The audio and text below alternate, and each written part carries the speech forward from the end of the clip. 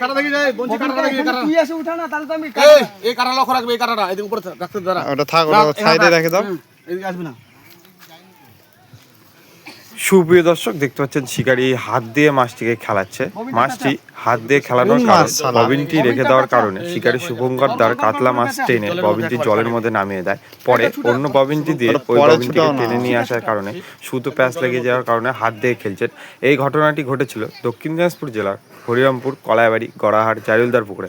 এখানে ৩,৫০০ টাকা টিকিটে ১০ রাউন্ড খেলায় অভিজ্ঞ শিকারি শুভঙ্কর দার হাতে কাতলা মাছ টেনে ববিনটি জলের মধ্যে নামিয়ে দেওয়ার কারণে তুমি হাত দিয়ে খেলাও না, পরে দেখে নিও। খেলছে। দেখা যাক মাছটিকে নিজের আওতায় আনার জন্য খুব সুন্দরভাবে হাত দিয়ে খেলছে।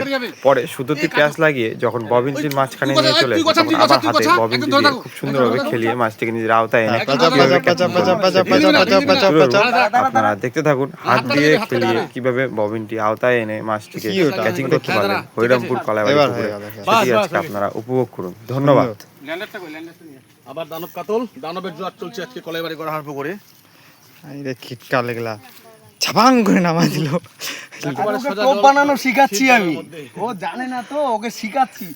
তা গাঁথনিটা তো লাগা রাখতে হবে না। বিগ দানব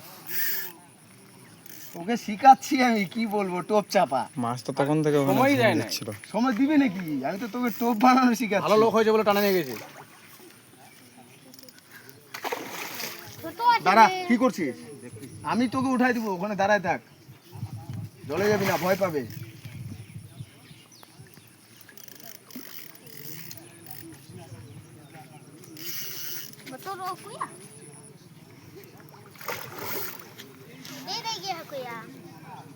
জলে নামবি না কিন্তু। নে ঢুকা, গুড, শিখে গেছিস। এই ঘাটেও 2 নম্বর মাছ হয়ে গেল। দেখা দেখা আমি প্রস্তুতি করি, বাড়া তুলছি, উপর দিকে লক্ষ্য রাখ। আরে ভাই, লাড্ডু তোকে শিখাচ্ছি না, আমি শিখবো, আমি পরে শিখবো। আমি না শিখলে পারবি কি করে? একা একা পারবো আমি?